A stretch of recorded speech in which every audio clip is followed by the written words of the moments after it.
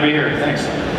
So as our kind MC just briefly alluded to, Al is Vice President of Alexa. You were also the third employee to work on the Alexa team, is that correct?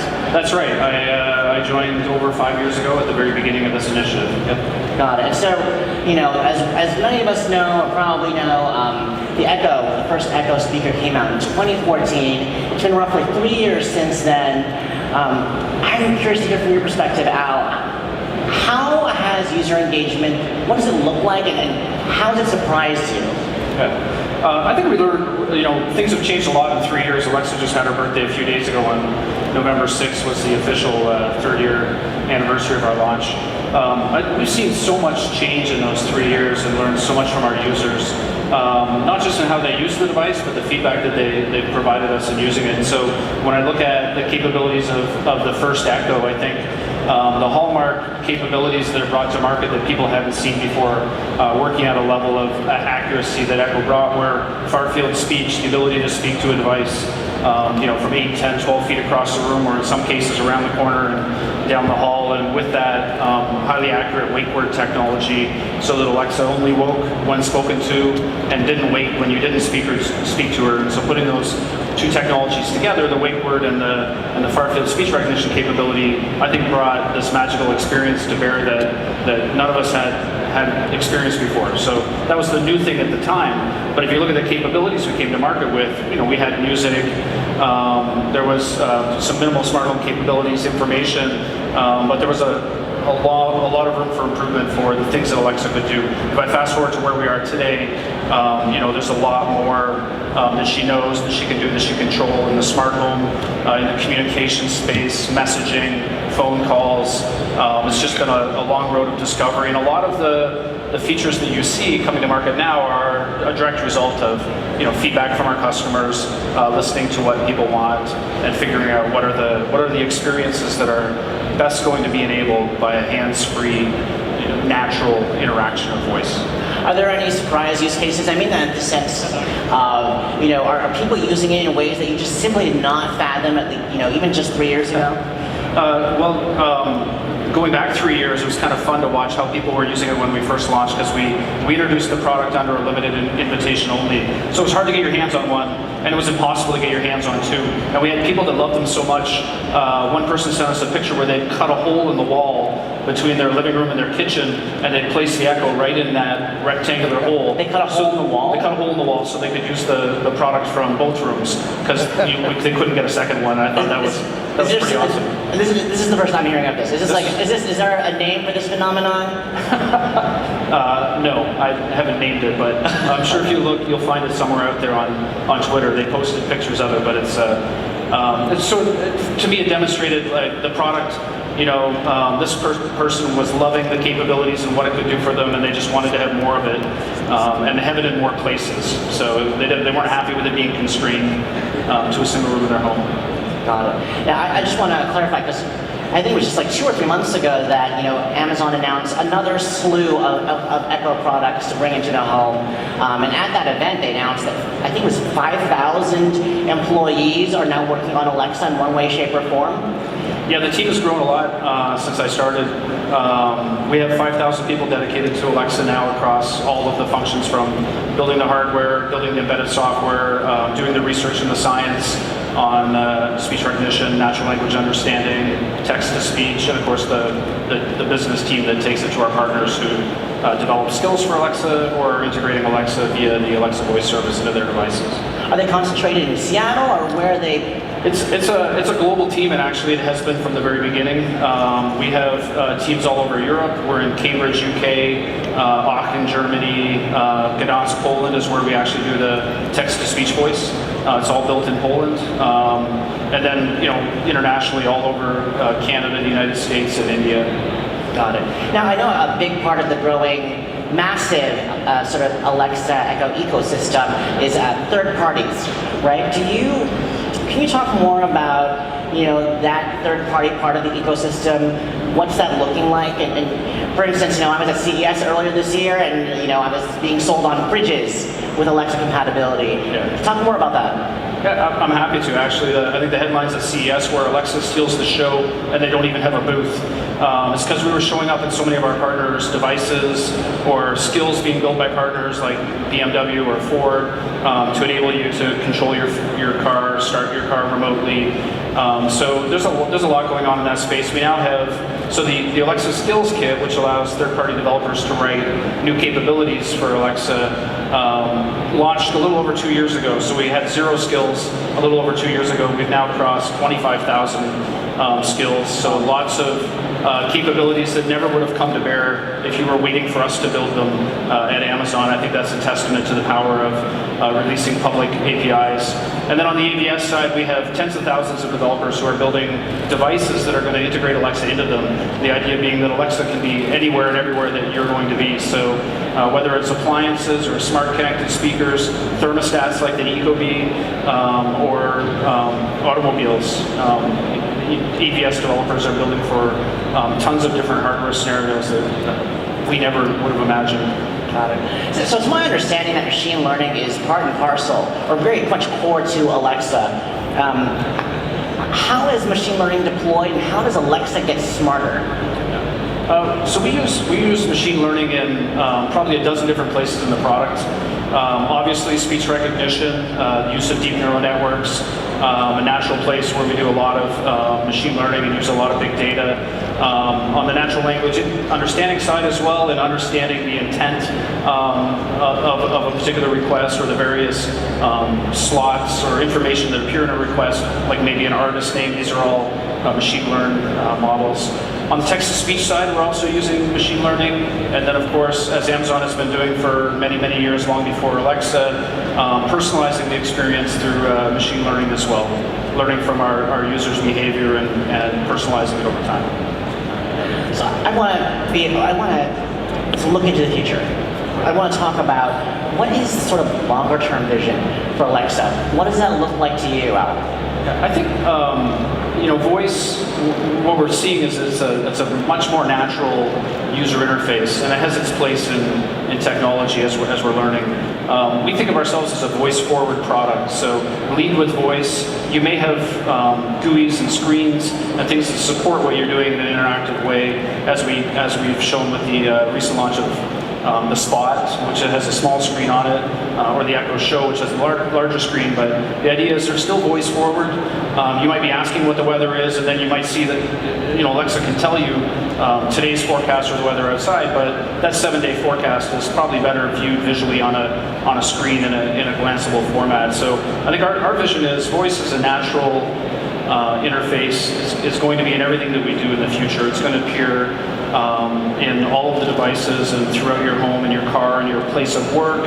And when you go to a hotel room, you'll use your voice to control your environment and the world around you. And so it's just a natural interface for doing that. You don't have to learn how to use your voice to speak to technology if you can speak to it in a conversational way like you would speak to another human. So you don't have to retrain on how to use your voice when you walk into a hotel room to open the blinds or set your alarm.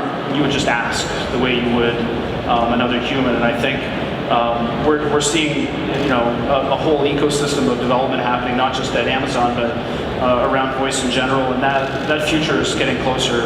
I'd say it's only a few years away where it's common. And I'm actually already getting anecdotes from coworkers whose children have grown up with Echo in their home from birth, and to them it's normal to talk to devices. And I hear these anecdotes of their kids walking up to the fridge and speaking to it and being confused that the fridge isn't speaking back or able to respond to their request because they expect it. It's just a normal part of the environment that's been with them since they were born. It's interesting to see the change. I find that fascinating in the sense of, when we back up a little bit to 2007, the first iPhone comes out, right? And I think a lot of children, a lot of people became very quickly accustomed to visually interacting, tapping and swiping to navigate around a lot of interfaces. Obviously, what we're talking about is voice and voice navigation. Is voice, do you think, more intuitive than tapping and swiping on the phone? I think it is, and I think we see evidence of that in just sort of the demographic of people who are using technology. So I don't have data to back this up, but from my own anecdotal experience, it's a lot easier to teach a senior citizen to speak to a device if they can just speak to it like a human, say, call my son or remind me or set an alarm, the same way they would speak to a human.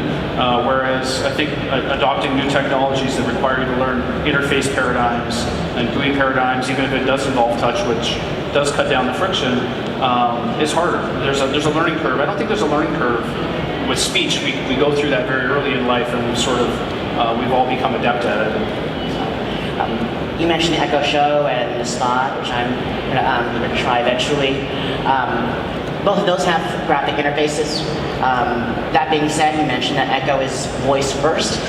But how does that paradigm of interaction change when there is a graphic interface placed? You mentioned the weather, but beyond that, how is user engagement potentially altering around that? I think of it as supporting information. I want to use my voice to search for something, but then I don't want to listen to someone reading back tens or hundreds of results. I'd rather be able to visualize them. Another example would be maybe if you're in the kitchen and you're cooking and you have a show on your calendar and you want to see a recipe and then advance through the recipe step by step, using your voice to control it because maybe your hands are occupied, covered in chicken, mixing something in a bowl, but to be able to use your voice to control that visual, to be able to see what's happening next and visualize what you need to do. I think it's an accompaniment. So I don't think voice necessarily is a complete replacement for a GUI. I believe there's a complement there. Voice as a natural interface is great for a lot of things that you want to do. There are still some things where a visual interface is going to be the way you want to consume your information. So I think with the Echo Show and now with the Spot, we're trying to find that complementary of a voice-forward experience supported with a GUI. Show me my shopping list. Oh, mark off the third item. Scroll down. Show me the next one. I don't have to walk across the room to touch it. How else, Al, do you foresee Alexa sort of evolving? For instance, you mentioned Alexa's in many rooms now, right? She's going to enter the bedroom basically with the Spot. So where else do you see Alexa sort of going and evolving? Well, I think because of the Alexa voice service and the fact that we've opened it up via public APIs, the places it can go are limitless and ultimately only constrained to the imaginations of developers who want to build for Alexa. So we're already seeing Alexa showing up in thermostats and appliances and automobiles, and who knows what's next. Maybe manufacturers will decide to put them into your other household appliances or places. I also think there's a place for this technology both in the workplace and in the hospitality industry. Yeah. So I mentioned hotels already. We do have a partner in Las Vegas, the Wynn Casino, that has put Echoes in every hotel room and are figuring out how to use that for automation for guests in the rooms. I think there's a lot of room for Alexa to do more in the hotel business and then ultimately in the enterprise. Do you perceive, this is an entirely different product, but I think of something like Google Glass, for instance. I felt like, to me, what was most exciting with Google Glass was the potential enterprise industrial applications. Right. Construction, medicine, healthcare, for instance. Do you perceive Alexa becoming, not necessarily the majority, but a significant chunk of Alexa use cases happening in the enterprise? Well, I think there will be a lot of enterprise, and today it's already happening. We're seeing enterprises building skills and then using them within their own office environment and putting Echoes around their offices. But I do think there's a place for all kinds of use cases, whether it's controlling meetings and audio video. Setting up a meeting with a video. You walk into a meeting room and you say, "Start my meeting." And the video comes on and all the participants are connected. There's a lot of places where I think voice could remove friction from things in the workplace that are inefficient today. I want to sort of briefly back up a little bit. Earlier you mentioned that you were surprised about Alexa's liftoff, or the way that it has really taken traction. When did you know that Alexa had reached a sort of mainstream threshold? Have we? There was a Saturday Night Live clip. There was a Saturday Night Live skit done called the Echo Silver, which sort of touched on the notion of seniors using the Echo. which was actually quite hilarious. That was, it's exciting to see something like Saturday Night Live pick up on our product. It does make you kind of feel like you've entered into the mainstream. There's been a lot. I mean, like I said, it's been 3 years since we've launched. And when we launched, it was a limited invitation. I'd say even a year and a half ago, if you stopped an average person on the street and asked them about Alexa and Echo, most of them wouldn't know what it was, whereas today it seems that everybody knows what the technology is, or at least knows somebody who has one. So it's really crossed a tipping point somewhere in the last year, it feels like. So, did you say 2,000 ways 2,000 instructions for Alexa, or 2,000 ways that Alexa can sort of act upon instructions? I don't actually have a number for the number of things that she can do. There were 25,000 skills, third-party skills, capabilities others have built for Alexa, not Amazon, in addition to all the things that we built. And is there maybe, generally speaking, are there one or two things that maybe Alexa doesn't do right now that users would love for it to do? Any additional skills?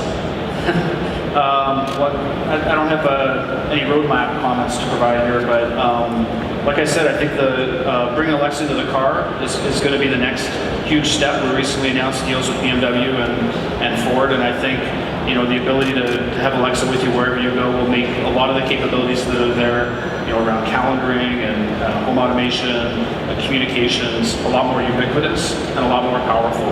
So seeing all that come to different places where you are, whether you're on the go, in your car, at your place of work, or traveling, I think it's going to be very powerful. Well, Al Lindsay, Vice President of Alexa, thank you so much for your time and your insight this afternoon. Very much appreciated. Thank you all.